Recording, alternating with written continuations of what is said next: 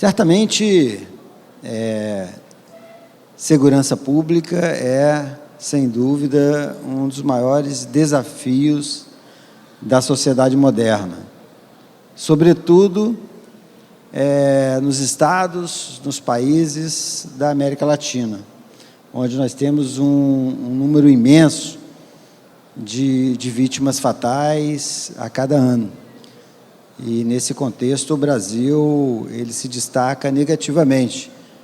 Em 2017, o país registrou 65 mil homicídios. É um número absurdo, é um número muito alto.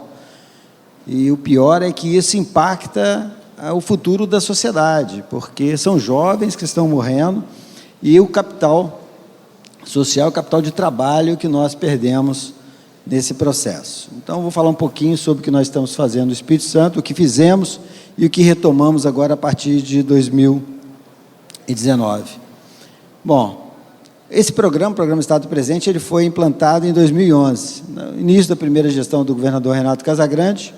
Qual que era o cenário que nós encontramos? Se a gente olhar o aumento da violência letal no Brasil e no Espírito Santo, a gente percebe que da década de 80 até 2010, o Espírito Santo, a taxa de homicídio por grupos de 100 mil habitantes, ele cresceu quase que o dobro da média nacional, ou seja, no Espírito Santo, nós tivemos um número muito maior de homicídios, considerando o cenário nacional. E aí, em 2011, então, quando assumimos o governo, procuramos entender quais são as causas desse processo. Primeira causa, a impunidade, né? Então, enfrentar a impunidade, responsabilizar o indivíduo que comete alguns crimes, sobretudo o crime letal intencional, tem que ser uma prioridade do governo. O Conselho Nacional de Justiça, junto com o Ministério da Justiça e o Conselho Nacional do Ministério Público, fez um levantamento em 2011 em relação a todos os homicídios que ocorreram no Brasil até dia 31 de dezembro de 2007. E encontrou 134 mil investigações paralisadas, né, no Brasil inteiro. Dessas 134 mil, 16 mil estavam no Espírito Santo. Estado pequeno, população pequena. Nós tínhamos mais que 10% das investigações paralisadas dos crimes que ocorreram até 2007. Isso é um sinal de que isso não era uma prioridade para gestões anteriores. Além disso, uma realidade que não era só do Espírito Santo, uma realidade nacional, uma completa fragmentação na resposta aos delitos. A Polícia Militar e a Polícia Civil, temos duas estruturas policiais trabalhando de forma segmentada, cada uma tem as suas atribuições constitucionais, mas é preciso trabalhar de forma integrada. Então, a fragmentação, baixa capacidade de resposta, nós tínhamos 7.200 policiais militares, para um quadro organizacional de quase 10 mil policiais. Então, nós sabíamos que tínhamos que enfrentar a impunidade, tínhamos que melhorar a estrutura de trabalho, fazer investimentos importantes, sobretudo em tecnologia, para que a gente avançasse com relação ao tempo de resposta. Então, o Programa Estado Presente, então, ele parte de uma concepção de que esse problema não é como se nós chegássemos numa edificação e encontrássemos vários vazamentos no teto, e a solução para esses vazamentos fosse somente colocar uma bacia embaixo de cada goteira. É mais ou menos assim a lógica da reação somente com o sistema de justiça criminal. É preciso prevenir, é preciso entender quais são as condicionantes que geraram toda essa infiltração, para que a gente, sim, coloque as bacias para que não inunde o chão, mas em contrapartida também que a gente também resolva também os problemas originários da violência. Então, trabalhar segurança pública somente sob a perspectiva do sistema de justiça criminal é o que aconteceu no Brasil até então e que se mostrou fadado. Então, era preciso, além de melhorar a capacidade de resposta para que a gente pudesse controlar a violência, nós também precisaríamos também entender quais eram as condicionantes que alimentam a violência no Brasil e atacar, então, aquelas causas, sobretudo naqueles locais onde você tem questões de maior vulnerabilidade. Então, esse é o conceito do programa. Então, o programa, um dos fatores críticos de sucesso desse programa é a centralidade da governança, ou seja, se a gente pegar as principais experiências de sucesso no modelo de segurança pública no Brasil e fora do Brasil, tem uma identidade. Quando a alta gestão assume para si a responsabilidade da condução da política. Foi o que foi feito aqui no Espírito Santo. O governador assumiu para si a coordenação da política de segurança pública, como Rodolfo Giuliani fez em Nova York, como Eduardo Campos fez em Pernambuco, e colocar toda a estrutura de governo para poder pensar soluções alternativas para a solução, tanto do ponto de vista do controle da violência, quanto a prevenção à sociedade. Então, esse é o modelo de governança, onde nós trabalhamos com dois eixos: o eixo de controle, que nós denominamos proteção policial, e o eixo de prevenção, que nós denominamos proteção social. Toda a estrutura de governo se articula para poder identificar os fatores, as condicionantes e influir nesse processo. Então, os dois eixos: modernizar a estrutura, agregar tecnologia aos processos de investigação, fazer um enfrentamento qualificado, identificar quais são os principais delitos que convergem para a violência letal. Podemos falar do tráfico de armas, tráfico de drogas e outros, a integração operacional e reduzir vulnerabilidade, sobretudo, dos jovens que estão numa situação de maior vulnerabilidade. Então, governança orientada para resultados, as estratégias de aprendizado acumulado lá atrás, atuação integrada. Nós criamos 20 áreas integradas de segurança pública e 5 regiões integradas de segurança pública. O que é uma região integrada de segurança pública?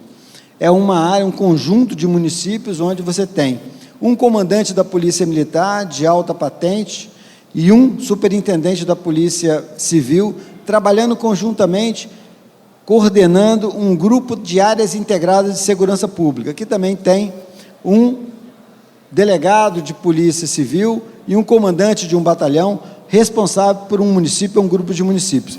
Essa atuação integrada, com um processo de acompanhamento e monitoramento das ações, é o que dá certo. Análise permanente dos dados criminais. Entender a mancha criminal. O crime, ele não ocorre de forma homogênea em todo o território, ele não ocorre de forma fragmentada, ele tem uma lógica. Então, é preciso que a gente faça um acompanhamento permanente da mancha criminal, através de análise, para que a gente possa apoiar o nível operacional das nossas áreas integradas e o nível tático das nossas regiões integradas. Então, é mais ou menos isso.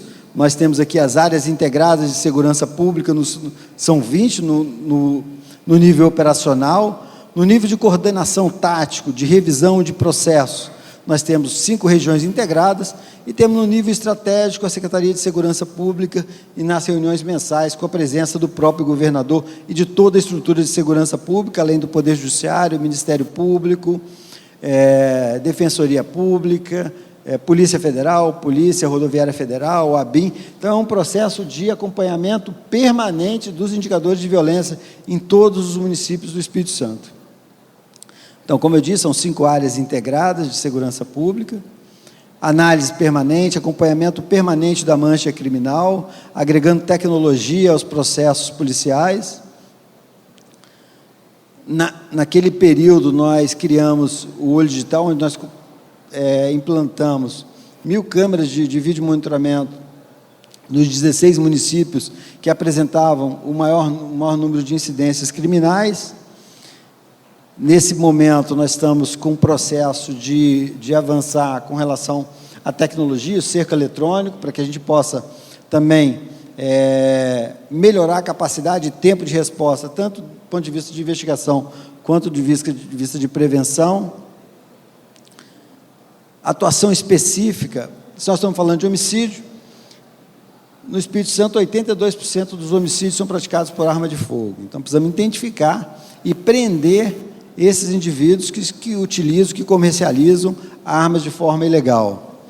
Prender homicidas é uma outra estratégia para que a gente possa reduzir a impunidade e aproximar o patrulhamento, o policiamento da comunidade. É um exemplo de 3 ações policiais específicas. Como eu falei, o Espírito Santo tem 78%, esse ano já está com 80% de homicídios praticados por arma de fogo, é um número superior ao Brasil.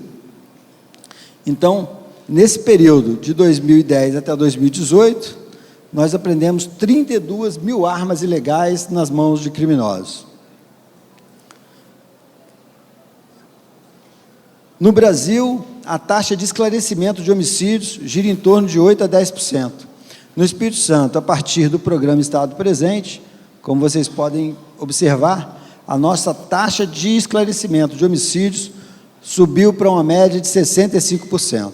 Nós temos municípios onde 100% dos homicídios estão esclarecidos, os autores identificados e o procedimento encaminhado ao Poder Judiciário. Isso é uma marca que poucos estados, se tem algum estado que tem uma marca como essa, é uma demonstração clara daquele processo que nós falamos lá atrás. Nós tínhamos 16 mil inquéritos praticamente paralisados até 2007. Então, nós fizemos um esforço muito grande de reestruturação de todos os processos de acompanhamento e de interlocução entre a Polícia Militar e a Polícia Civil e a perícia técnico-científica para que a gente alcançasse esses resultados.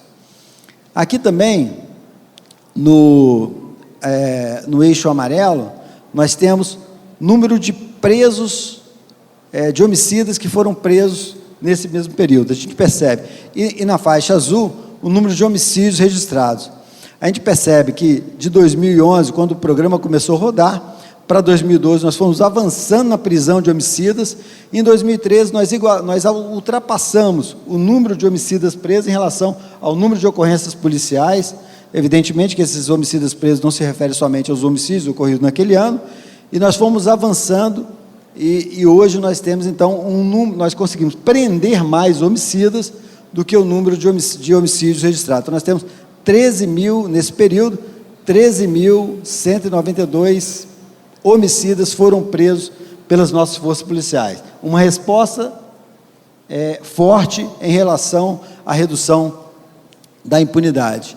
Proteção social também, nós precisamos entender quais são as condicionantes que levam um jovem a ficar numa situação de vulnerabilidade. Então, muitas ações de Estado precisam ser direcionadas para aquelas localidades que apresentam a maior vulnerabilidade. Fizemos um levantamento em 2010, 2014 mudou um pouco, onde nós percebemos que 74% dos homicídios do Espírito Santo ocorrem em 10 municípios. E desses 74%, 50% em 32 grupos de bairros. E quando você vai analisar, você percebe que são bairros, ocupações subnormais que surgiram a partir do desenvolvimento de alguma área. Então, é importante falar isso aqui num evento da Associação dos Municípios do Espírito Santo, porque a gestão e o ordenamento territorial é fundamental para que a gente possa evitar a escalada de violência num período subsequente. Então, redução da vulnerabilidade da juventude, a gente precisa dar oportunidade para os jovens. O jovem precisa estar inserido numa sociedade, numa comunidade, onde ele tenha acesso a serviços do governo, das prefeituras, para que ele possa enxergar no futuro algo promissor. A falta de oportunidade, a falta de perspectiva de futuro é que muitas vezes deixa o jovem numa situação de vulnerabilidade e é atraído pela criminalidade. Então, melhorar os ambientes sociais e coletivos de participação, como os campos de futebol, praças, revitalização de praças, Habitação de interesse social é um outro fator importantíssimo. Se você tem dinamismo econômico e você não tem política de habitação de interesse social, você é como 2 mais 2 são 4, você vai favelizar o seu município. Então, é preciso estar atento para essas questões. Gerar oportunidades, né? Então, ter toda a estrutura de governo orientada para buscar soluções que gerem oportunidade para aqueles grupos sociais que estão em situação de maior vulnerabilidade. Tem que ser uma estratégia de governo, é a estratégia do nosso governo. Caminhando já para o final, como eu falei, 74% dos homicídios ocorrem nesses 10 municípios. Evidentemente que são os municípios que têm também a maior população do estado. Mas são municípios também que concentram o maior dinamismo econômico. O maior número de empresas, o maior número de arrecadação de impostos estão nesses mesmos municípios. Então, para a gente perceber a correlação entre desenvolvimento e os problemas sociais decorrentes do desenvolvimento. Então, é preciso que o desenvolvimento a política de desenvolvimento esteja completamente alinhada à política de desenvolvimento social. Aqui só alguns outros dados com relação ao diagnóstico. Quem morre hoje no Brasil são jovens entre 15 e 29 anos. 92% homens, negros. A faixa horária vai entre 19 horas até meia-noite, mais ou menos. Uma relação só entre urbanização e violência, aquilo que eu vinha falando aqui há pouco. Nós tivemos nas últimas décadas, isso não é uma realidade somente nacional do Brasil, é a realidade mundial, onde há um fluxo migratório muito grande do interior para as grandes cidades, é onde de fato você tem oportunidades de emprego. Então, mas esse fluxo migratório também, ele traz alguns problemas decorrente onde a violência é uma desses resultados. Então, aqui a gente percebe a migração na linha de baixo, começando aqui na década de 80, das pessoas que estavam, a concentração de pessoas nas regiões metropolitanas e no interior dos estados brasileiros e do Espírito Santo. E a gente percebe ali, então, entre a década de 80 para a década de 90, uma inversão desse fluxo, onde a região metropolitana passa a receber um grande volume de pessoas. Hoje a região metropolitana ela concentra em torno de 48% da população do estado do Espírito Santo e também uma redução também dessa concentração no interior do estado. Aqui é mais uma relação, a gente percebe que na década de 80 você tinha ainda o número de violência letal, o número de homicídios, ele era maior no interior do que na região metropolitana, e com essa variação, a concentração maior de pessoas na região metropolitana, a violência, então, ela explode na região metropolitana, e isso vai até ali a década de 2000, onde você também observa, e não é só o Espírito Santo, a gente observa isso também no Brasil inteiro, também um aumento de violência também nas cidades do interior do estado, sobretudo as cidades que começaram a apresentar um maior dinamismo econômico. Alguns caminhos possíveis, cerca inteligente de segurança, como o município de Vitória fez, Vila Velha está fazendo, é uma estratégia de governo, nós faremos isso nas maiores cidades do estado, nas entradas do nosso estado e das principais vias de fluxo de veículos. A revitalização e requalificação urbana é fundamental. A boa gestão do plano diretor urbano também é um mecanismo, é uma ferramenta importante para que a gente possa enfrentar, no médio e longo prazo, os efeitos da concentração urbana.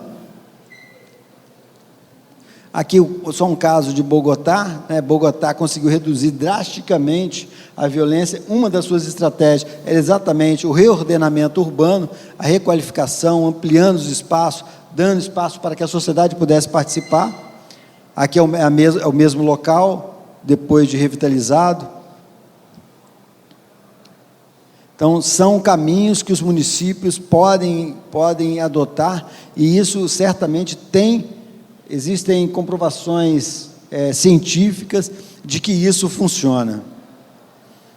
Bom, caminhando já para o final, o Espírito Santo, como eu falei, o Espírito Santo, em 2009, ele alcançou o maior número de violência letal no país. O Espírito Santo, ele vinha como o segundo estado mais violento desde 2000. De 2000 a 2010, o Espírito Santo ficou como o segundo estado mais violento do país. Era preciso fazer alguma coisa. Nós tivemos 58 homicídios por grupo de 100 mil habitantes em 2009, quando um número aceitável pela Organização das Nações Unidas é um número abaixo de 10, nós tínhamos 58. E desde 2011, então, quando implantamos o programa Estado Presente, nós temos conseguido reduzir violência letal ano a ano.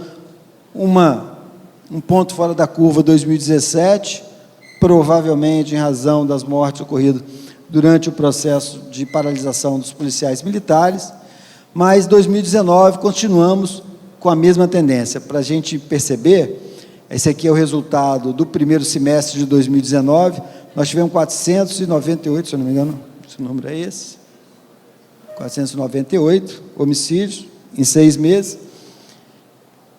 Nós estamos trabalhando para que esse ano a gente consiga ficar abaixo de 1.000 homicídios. Sabemos que ainda são muitas mortes no Espírito Santo, mas se nós compararmos com 2009, que foram 2.034 homicídios, somente no ano de 2019, nós estaremos salvando mais de 1.000 vidas, considerando que a trajetória até 2019 era uma trajetória crescente.